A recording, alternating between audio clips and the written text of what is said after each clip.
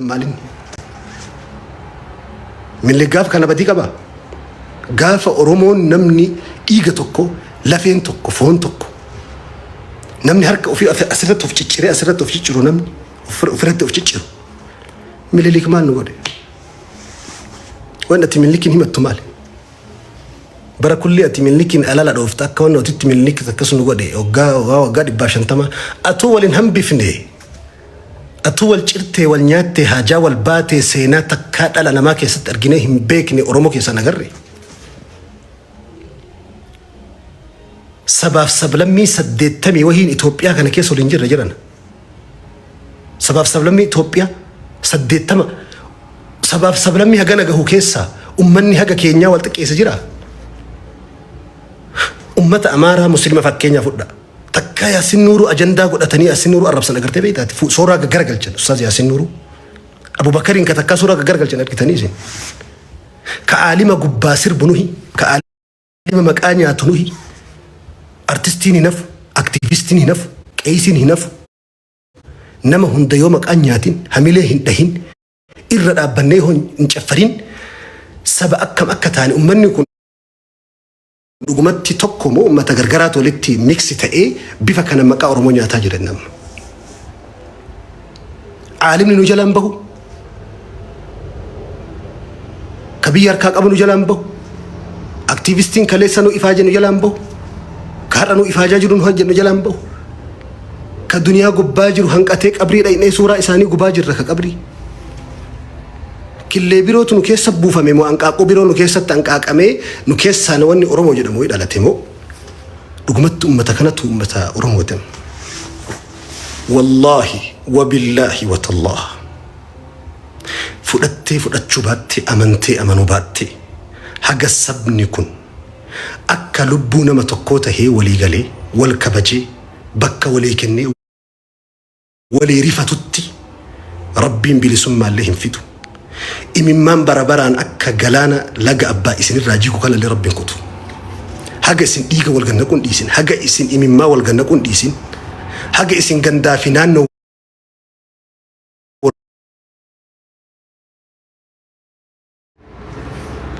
تنافو كوبا تيجمان نيات تنفت فجأة أكوان قرصوب أكايي بشان كيستي بالتناء الدنيا رفجاني إلما ما هندا كولي تاني كون قال أتشي كلا سيجارة تيسا دوبرتين أسي أسو كوشينا نما كيسا دابت تكالين رتب الاشات كون أسي يوم لوكي راكاسي لوكي كيسا ديم برا أوف دوبا برا هند أوف دوبا قدي سيكي قاتو مات أوف دوبا قدي ديم أكا كاروتي أردي كيسا قدي بيكيلو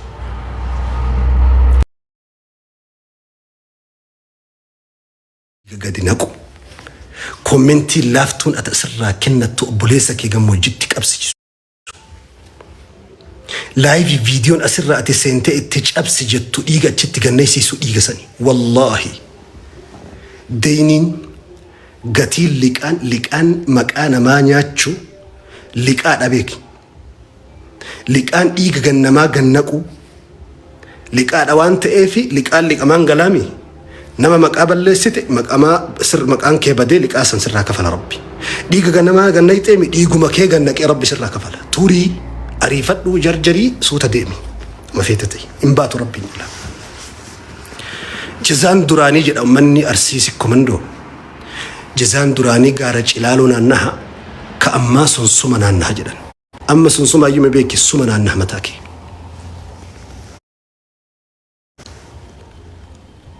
أمني وانبرا نرى إيغا أمتا قدتي هرأ صدركا بيكي نكبتشيسو لغا بايا هلأني يا ربي نوجد ربي نوفدي تقومني ورانا بيكينيا كيستي والشفاج أجر وكجدتي هرمين دارات أجر توري واللقى أرسيم بكدد أتي لكين راك أجر إمام بريوج إتودي دي إما يا أكنا ديجا إما يا أكنا قويا تقو اسمه كنا أبسفني ومتى كنا تقو قرني هي يوم الدنيا كيسن فجأفتي أشكر بني آدم نمني نرجع ننجر الدنيا تنقب تشاينا جرة أستراليا جرة أمريكا جرة بي عربا كانوا دقوني كرو في ميشا غاري أكا حريتي الدنيا نفي أتوخان قياتك ولي قال لك سابانا جني أبدينك أبنو هرأ كدر سبب رؤتي والقون هفي قرو غندد قدي بني haga gandaatti haga lagaatti gabbuuni wal cafaacafnu gabara kulli wal nyaannu maqaa mataa wal nyaannu seenaa wal nyaannu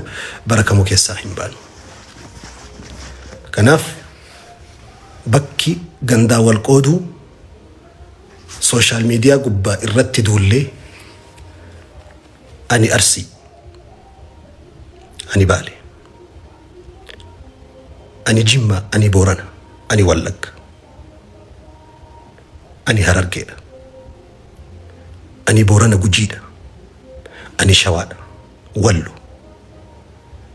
Qaamni kiyya kun marti dhiiga ummata kanaati. Lafee ummata kanaatu na keessa jira. Wayita Walloo waraanamu na dhukkuba. Dhiiga kiyyatu orjinaala Oromooti waan ta'eef. Oromoo akka Oromoo si haasaa jiraaf malee namoo malleen qaba akka namaatti. Ilma namaa kamuu na dhukkuba nama waan ta'eef. Qubni kun shan. Qubni kun waan maqaa gargaraa qabuuf amma qubni kun gargar jechuudha. Dhiiga tokko dhuga. Mana tokko keessaa ijoollee 12 dhalataa jennu 11. Abbaan ijoollee kan hunda maqaa tokko ittiin baasu. Tokko Caalaa jedhaan, tokko Caaltuu jedhaan, tokko Huseen, tokko Ibrahim jedhaan.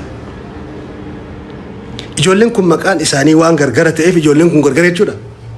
Alagaa jechuudha ijoolleen kun maqaa gargara malee amma Wallagga Booranoonni jedhamu kun lafee moo lafa? Maqaa lafaati moo maqaa lafeeti?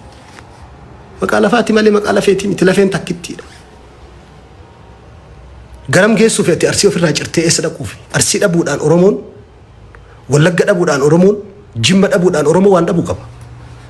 Sabni kamuu gidaara bolokkeettii tokko tokko as keessaa qaba. Godinni kamuu Oromoon godinaan jiru lafa adda addaatiin qoodamee jiru kun hundi saba kana ijaaruuf seenaa isaa keessa, qabsoo isaa keessa, qaroomina isaa keessa, teknoolojii fi saayinsii isaa keessa, bulchiinsa keessa wanti Arsiin dhabuudhaan nu dhabnu 60, Jimma dhabuudhaan wanni nu dhabnu 60, wanni nuti Wallaggaan dhabnu 60, Shawaa dhabuun akkasuma Booranaa fi Gujii Walloon lakkaa'e.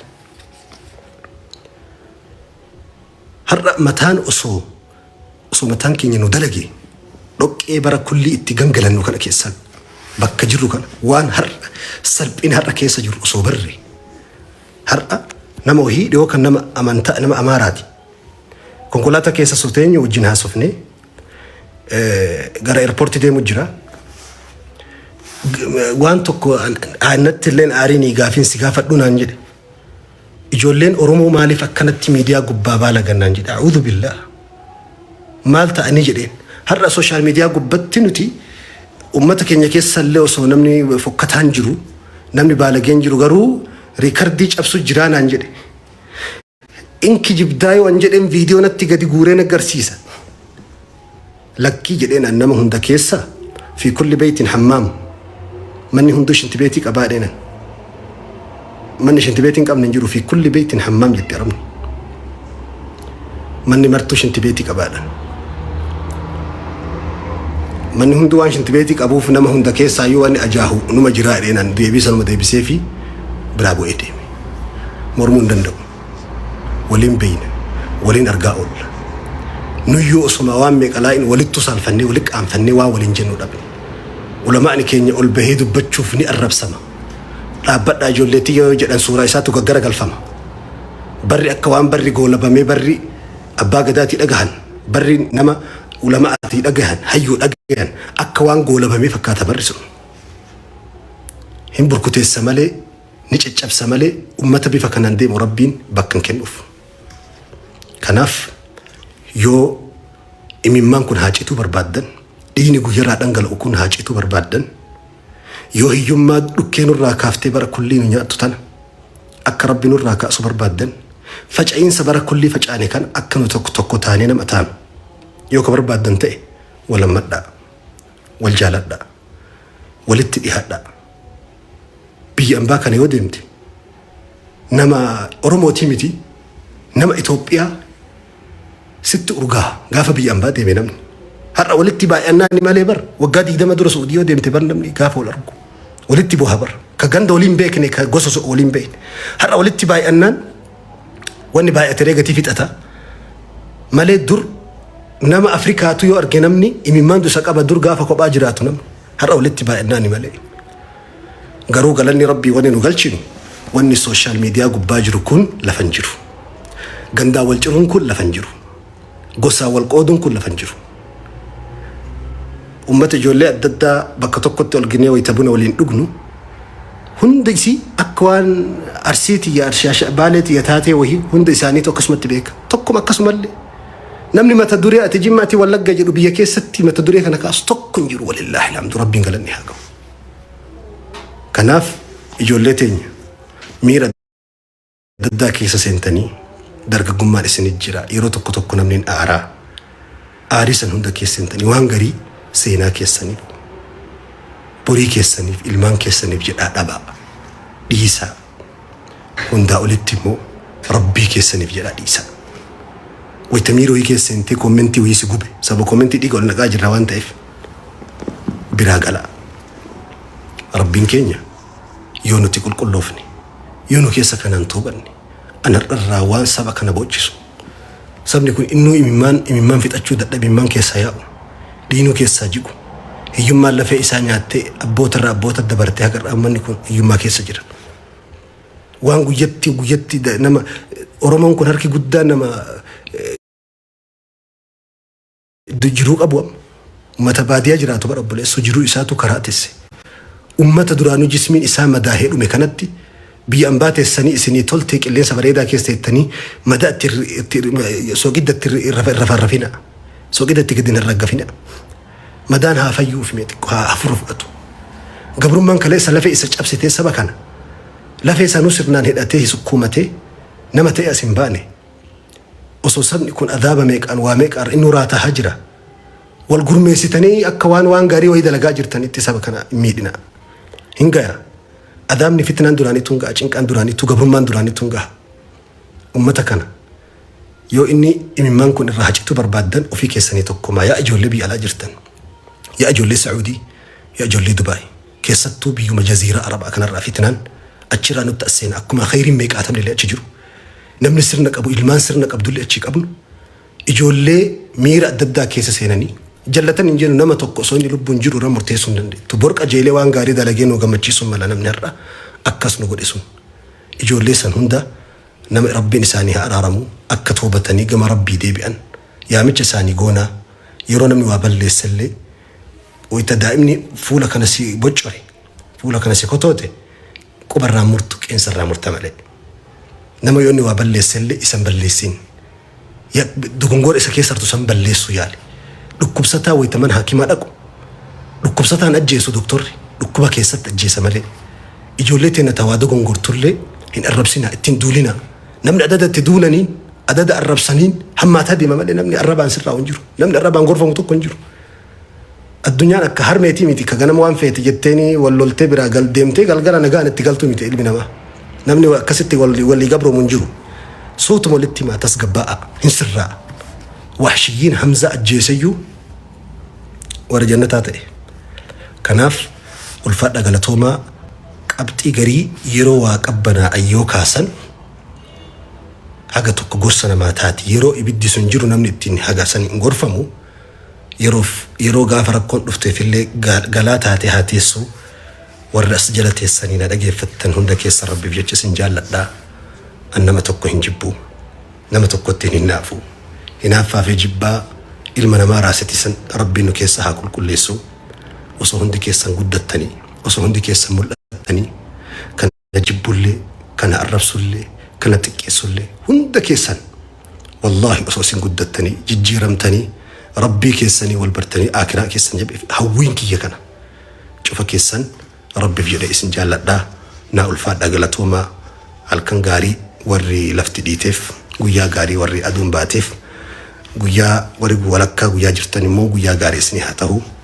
Wassalaamu alaikum wa rahmatullahi wa barakatuh.